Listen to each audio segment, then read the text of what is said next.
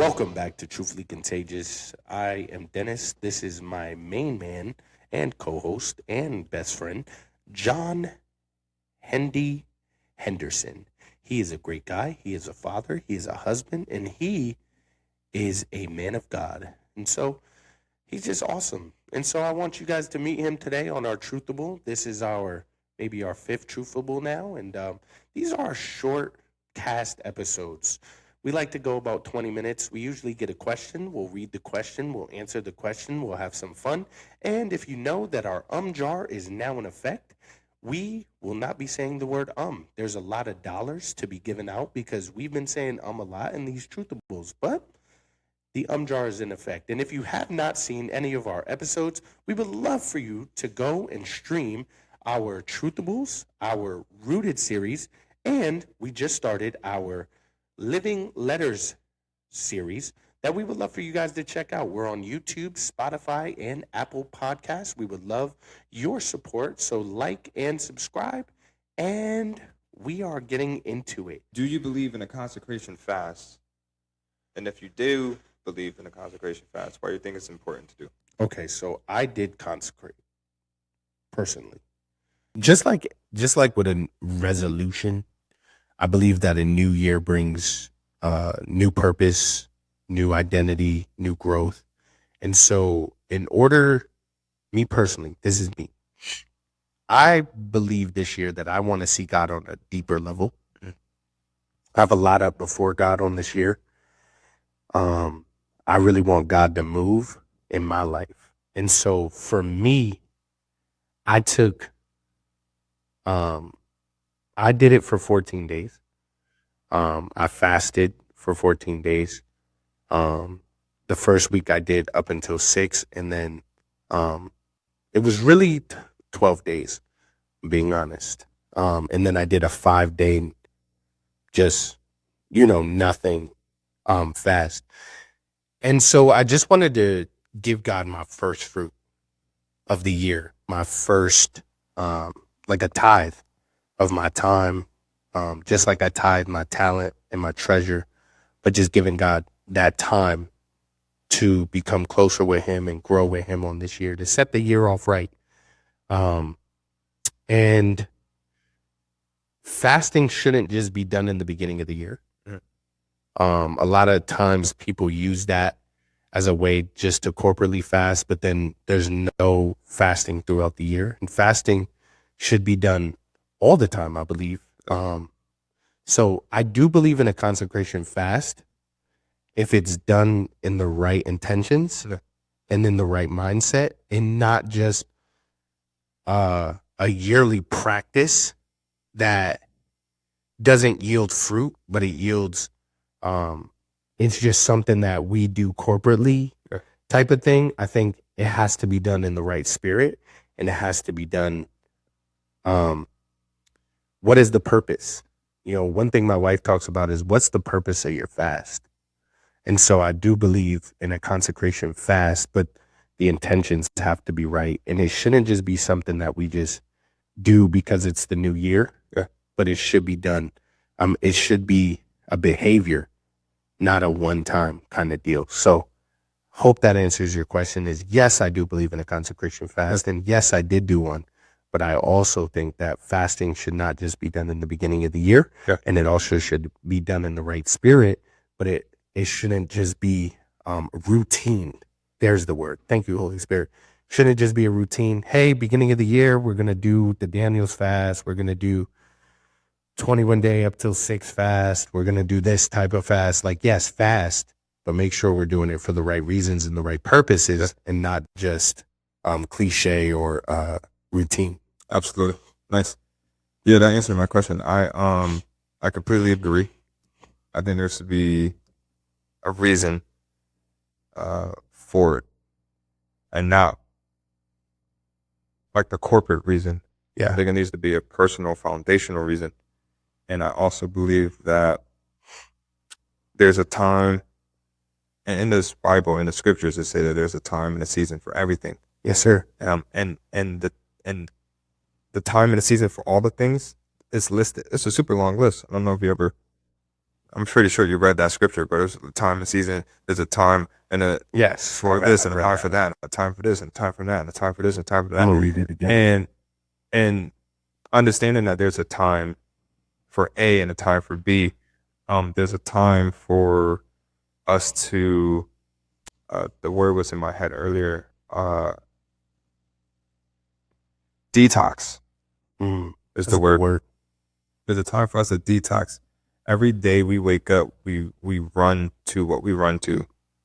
Rather, if that's to our phone, if that's to work, if that's to social media, and a lot of us do, and a lot of us don't make time for God, or we give Him that brief, basic prayer in the morning, and that brief, basic prayer before we go to bed, and that brief, basic prayer when we're eating or when we grace our food. And we might wake up and jump on our Bible app and read the scripture of the day. And that be the extent of the time that God gets from us. And I think that fasting with intention allows you to detox from the things that you hold close to you that you may not even have realized was close to you. If you find yourself not being able to stay away from your phone or be off your phone, fast from your phone. Yeah. It's a sacrifice when we fast, and it's not just food. We're sacrificing from all types of things that we hold priority. Yeah. So I think that that's what should be in addition to our purpose to why we're fasting, to give God more time than we give Him on a daily, weekly, monthly basis. But yeah, bro, I definitely agree with everything you said. That's good, bro. Yeah. I'm gonna ask more of a follow-up question to that. Outside of fasting, Yep. in what ways on 2026 are you sacrificing to grow closer to God? In what ways, outside of fasting, are you sacrificing to grow closer to God? I had this conversation with my staff, and I was letting them know what sacrifice looks like, because leadership sacrifices. That's facts. I think that if you sit in a seat of leadership, you should be sacrificing. When we look at the ultimate leader, Jesus Christ, Yes, sir. He sacrificed His life for all of us. So if you sit in a seat as a leader, you should be sacrificing something. And when I was talking to my staff, I was telling them that those who are leaders alongside me, even though they may come up underneath me, needs to be sacrificing. And I told them that this year, my sacrifice was my sleep. I enjoy sleep. I do a lot. I be tired. You do. And You used to sleep till like 10 o'clock. No, I never slept at 10 o'clock. He's fooling. I've never slept at 10 o'clock. The latest I do sleep to is like 8:30. That's probably the latest I sleep to. Oh, party at Yeah, I know. Listen, rock star over here, dude. Right. 8:30? Yeah. What's 8:30, bro? Right, I know. So, listen, for real, 8:30 is the latest I sleep. However, 10 o'clock. My decision was to create a habit of getting up 4:35. How's that been going? It was going. It was. I'm not gonna lie to you. It was going, and then I realized that, with all the things that I still have to do in a day, I'll be tired. Like, Yeah. I really be tired. Like, fall asleep at my desk at 2:00 in the afternoon. It's like, no, this is no bueno. But I decided to alter that schedule to where I do it 3 days a week. I love it. Yeah. So like a Tuesday, Thursday, Saturday. And I found it effective when I was doing it. I liked it, even though I found myself tired around the 2:00 time frame, and I don't get off work till like 5. Yeah, you need a Celsius. I don't drink that. But Sorry. what Coffee? I did find was that in the beginning part of the day, I was able to truly give God like those first fruit. Yeah. You know, waking up at like the 4:35 and not coming out of my office till like 6:30, 6:45. That's awesome. And that's me going before God in prayer, doing my devotions, and then reading my Bible. Yeah. And once I complete all my tasks, then I come up out of my office. And it was vitalizing. Is that revitalizing? Revitalizing? Yeah, a revitalizing thing Yeah. that I want to continue. I just realized that I had to alter a little bit because It's a lot. yeah. You know what I mean? So my sacrifice is doing whatever it takes to give God more time. That's Honestly, awesome. Yeah. that's we all need to figure out what does that look like for us in our own capacity, because it's said that we give the things that we want time, and what we need to do is give the things that is important to us time. So good. And if God is important to you, then He also needs His time. Like anything else that's important to you will receive their time. What's the next big thing that Truthfully Contagious is gonna do? Eventually, we talk about God, man. We talk about living for God, and we try to teach people how to live for God, and so we're gonna find a way to do an outreach event. I think John and I are two men that we love God, man, and the Bible tells us to. He tells Peter to feed his sheep, right? And he tells Peter to take care of his sheep.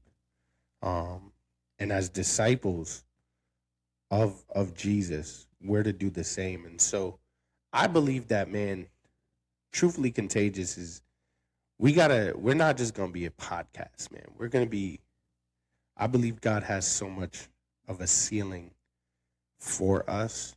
And I believe that eventually we're gonna do an outreach event, man. I don't know how it looks. This is the first time John heard about it, but I believe that we're gonna do some outreach work, man. We'll figure it out. We'll figure out who, what, where, when, why, and but we're gonna do some outreach on 2026, man, because we gotta reach people, man. But we also have to take care of the sick, take care of the hurting, take care of the lost. Man, I would love to go in and do an episode, to terminally ill kids, in the old folks' home, people that may not be able to hear about the good news of Jesus Christ. So more or less outreach in the sense of going to reach. We find some time, man, to go and read some books to some children. Mm-hmm. We go and reach the elderly, just remind them about Jesus Christ. And of course we do some outreach in terms of, giving food and toiletries and things of that nature. But man, there's some kids that don't know about the good news of Jesus Christ, terminally ill. And there's some old folks on the way out that are lonely. And so I think finding time to outreach in those senses, man, I think that's on the horizon for Truthfully Contagious. So what about you, bro? What's next for Truthfully Contagious? These are, again, this is just kind of like, hey, we're a team. So I just said outreach. So now we have to do some outreach. And so again, now it's John's turn. So I don't know what he's gonna say, but whatever he says, we're a team. It's not, yo, bro, man, what are you talking about? But we're gonna try to figure it out, man. So I mean, I think that we spoke about, and now this is no big deal. It's no big thing, but we spoke about Truthfully Contagious going live. Truthfully Contagious live. And Yeah, no, that's on the horizon, bro. and not only Truthfully Contagious going live, but also adding perspective. So we did our first series thus far, and we had no guests. Dang it. That is However, true. however, this year we're gonna introduce some guests, some people that we've been looking at, some people that we've been studying, some people that we believe have sound doctrine, some people that we believe are rooted in the faith, and we're gonna also bring them up here so that it's another perspective. It's another voice. Another voice. They can convey the message that we're trying to convey to you as well, but again, from a different perspective. So I'm excited for the live because it's going to be a whole different thing. It's not going to be, recorded, pre-recorded, but it's going to be live, and I'm hoping that we get to, what's the word? Engage. The engagement where you Got your know back, dude. you guys can jump on, you guys can ask questions. If you've been watching our episodes, you guys can participate, and you guys can, just tune in, and engage with us. All we want is for you to hear the truth of God, and that you take it home with you, and you live it out. So good. And then in addition to that, us adding the guests that we will be bringing on, and I feel like I'm super excited about that. So for me, I think that those are one of the next big things that Truthfully Contagious is gonna do, because it's gonna be outside of the norm that we've been doing, which has just been me and D here just studying and going off on Tangents. subject matters. Bro, we be sending it though. I mean, listen, we tell you to go back and listen to all of our episodes. We checking for fruit. All of our truthfuls. Yeah. It's good stuff, man. It's good stuff.